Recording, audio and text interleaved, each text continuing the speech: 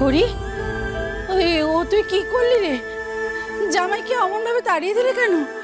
ছেলেটা সারাদিন বাজারের মধ্যে রোদ্দুরে গরমে তোর জন্য অপেক্ষা করেছিল, জীবনে কোনোদিন কারোর জন্য হয়তো করেনি। সেই ছেলেকে তুই ভেতরে ঢুকতে অব্দি দিলি না, দরজা থেকে বিদায় করে দিলি। দিলেন তো আমার সারা সর্বনাশ করে। আপনি? আমি ছাড়া কে আপনার সারি সর্বনাশ করবে? আপনি এখানে কি করতে এসেছেন? আপনাকে বাড়ি ফিরিয়ে নিয়ে যেতে এসেছি। ও করি শোন, আমার কথা শোন, আমার কথা শোন। মার রাগ করে থাকিস না, দরজাটা খোল, ঋদ্ধিকে ডাক বাবা, ঋদ্ধিকে ডাক। খড়ি রে, তুই ছেলেটাকে যেমন অহংকারী ভাবছিস না, ও তেমনটা নয় রে। ও যদি তেমনটা হতো তাহলে ও বাড়ি অব্দি আসতোই না। তোর জন্য এই গরমের মধ্যে কষ্ট করে দরজার সামনে দাঁড়িয়ে থাকতো না রে।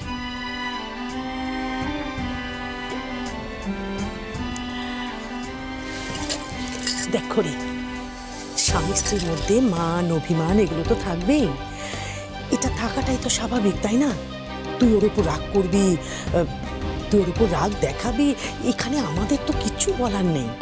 কিন্তু আজকে ঋদ্ধি তার শ্বশুর বাড়ি এসেছিল, আর শুকনো মুখে এই দরজা থেকে তাকে ফেরত পাঠিয়ে দেওয়া হলো। তুই কি মনে করিস এটা কি অকল্যাণ হলো না বাড়ির? ও করি দিদি একদম ঠিক কথা বলেছে। ওমা যা, একটিবার যা, ঋদ্ধিকে ভেতরে ডেকে নিয়ে আয়। যা রে যা।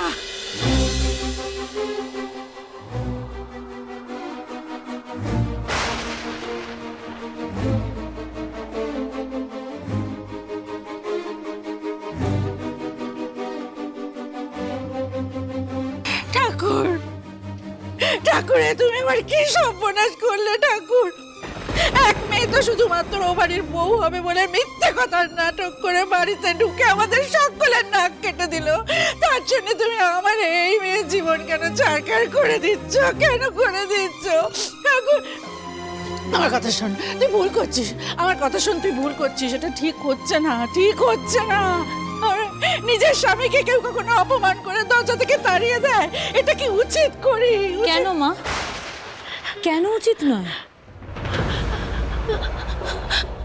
মান সম্মান শুধু স্বামীর আছে, স্ত্রীর নেই? স্বামী যখন খুশি কারণে অকারণে স্ত্রীকে অপমান করতে পারে, যা খুশি বলতে পারে, সেটা তখন তার অধিকার। আর সেইটাই যদি অধিকার হবে, তাহলে সেই অধিকার স্ত্রীর নেই কেন? তখন উচিত অনুচিত এসবের প্রশ্ন আসে কেন? পুরুষ মানুষের মান সম্মানটাই সব, আর মেয়েদের মান সম্মানের কোনো গুরুত্ব নেই মা। ও বাড়িতে যখন খুশি বিনা দোষে আমার থেকে আঙুল উঠবে, আমার সততা, আমার শিক্ষা নিয়ে প্রত্যেক দিন প্রশ্ন করা হবে। আর আমি কেন মুখ বুজে সেই সমস্ত কিছু সহ্য করব? কেন সহ্য করবো বলো? কি পাপ করেছি আমি? কার কাছে দাসখত লিখে এসেছি? হ্যাঁ, আমি মানছি আমি ওই বাড়ির বউ, কিন্তু এই বিয়েটা আমার ইচ্ছায় হয়নি, ঋদ্ধিমান বাবুর ইচ্ছাতেও হয়নি মা। হয়েছে ঈশ্বরের ইচ্ছে, পরিস্থিতি আমাদেরকে এক করেছে।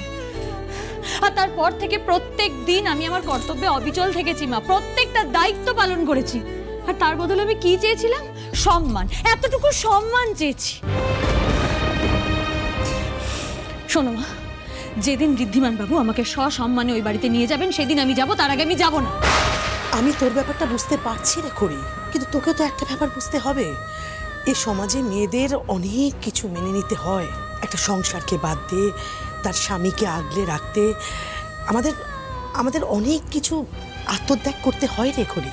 তাই যাকে জীবনের এত কিছু বিনা প্রশ্নে ছেড়ে দিতে হয়, তার এত আত্মসম্মান থাকাটা ঠিক নয় রে। এটা তুমি কি বলছো বড় মাসি? এই কথাটা তুমি কি করে বলছো? একজন মেয়ে হয়ে এই কথাটা তুমি বলছো? কই কোনো ছেলেকে তো কেউ বলে না আত্মত্যাগের কথা? কই তাকে তো বলে না যে তার আত্মসম্মান বোধ থাকতে নেই? সবকিছু একটা মেয়ের উপরই কেন প্রযোজ্য? একটা সংসারে একজন স্বামীর যতটা অবদান, একজন স্ত্রীরও ঠিক ততটাই অবদান। আমি তো মনে করি একটা সংসার একটা গাড়ির মতো, সেখানে স্বামী স্ত্রী দুটো চাকা মিলে একসাথে একটা সংসারকে এগিয়ে নিয়ে যায়। সেখানে একটা চাকা যদি ছোট, একটা চাকা বড় হয়, তাহলে গাড়িটা চলবে কি করে? গাড়িটা তো উল্টে যাবে।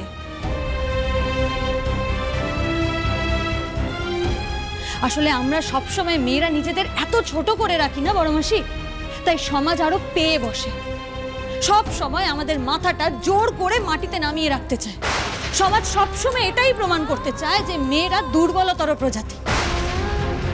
এটা ধরেই নেওয়া হয় যে একজন পুরুষের থেকে একজন নারীর ক্ষমতা, প্রতিপত্তি, জোর সমস্ত কিছু অনেক অংশে কম। আর এই কারণেই আজও এই 2022 সালে দাঁড়িয়েও একটা মেয়েকে তার শ্বশুর বাড়িতে গায়ে আগুন দিয়ে পুড়িয়ে মেরে ফেলা হয় বড় মাসি। জোর করে তাদের মুখ বন্ধ করে রাখা হয় বড় মাসি। আর আমরা মেয়েরা এই শারীরিক মানসিক অত্যাচারের কোনো প্রতিবাদ করি না। আর প্রতিবাদ করি না বলেই এটা দিনে দিনে এত বেড়ে যাচ্ছে, আরো বেড়ে যাবে। অন্তত কাউকে তো একটা প্রতিবাদ করতে হবে। অপমান চরমে পৌঁছলে তখন কান্নাকাটি করব, তখন হাউতাশ করব, অথচ সময় থাকতে প্রতিবাদ করব না, মুখের ওপর যোগ্য জবাব দেব না। এটা তো ঠিক নয়, এটা তো হতে পারে না। মা গো, ও মা তুই শান্ত হ মা। আমি আমি আমি তোর কথা মানছি, আমি তোর সমস্ত কথা সমর্থন করছি, কিন্তু মেয়ে হিসেবে, মা হিসেবে সমর্থন করতে পারছি না রে। ভয় করছে আমার, বড্ড ভয় করছে। ওরে আমরা যে গরিব, আমাদের কথা কেউ শুনবে না, কেউ মানতে চাইবে না। আর যদি সত্যি সত্যি জামাই তোকে কোনোদিন না ফিরিয়ে নিয়ে যেতে আসে, তাহলে তখন তুই কি করবি মা? কি করবি তুই? কি করব মা? বিয়ের আগে যা করতাম তাই করব। তোমার মেয়ে সসম্মানে এই বাড়িতে মাথা উঁচু করে বাঁচবে। এত দুর্বল মেয়ের জন্ম তুমি দাওনি মা।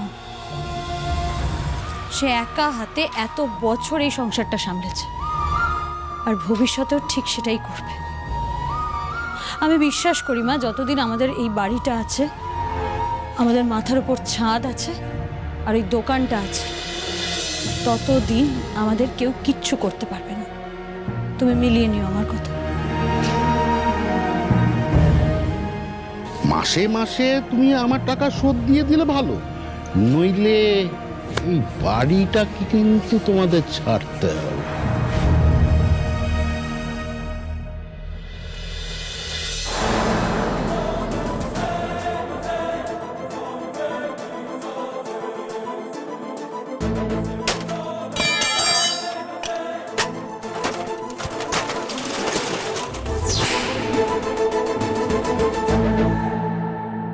আমিও দেখতে চাই আমি পস্তাই না আপনি আবার আমার সামনে এসে দাঁড়ান।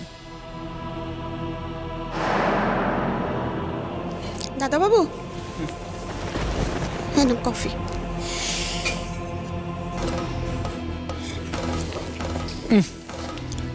এটা কি বানিয়েছো? হ্যাঁ, এটা কফি না, এটা শরবত। এত চিনি দিয়েছো কেন?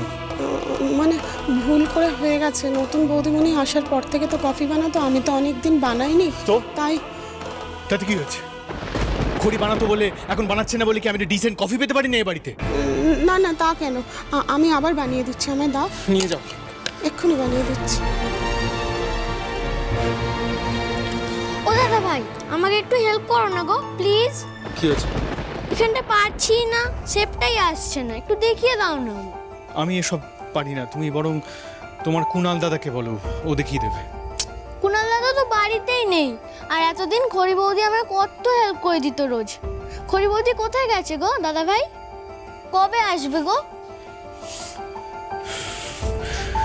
তোমার খড়ি বৌদি আর আসবে না।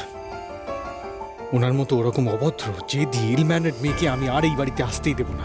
এত সাহস ওনার, আমার মুখের ওপর দরজা বন্ধ করে দেওয়া, ঢুকতে পর্যন্ত দিলেন না বাড়িতে।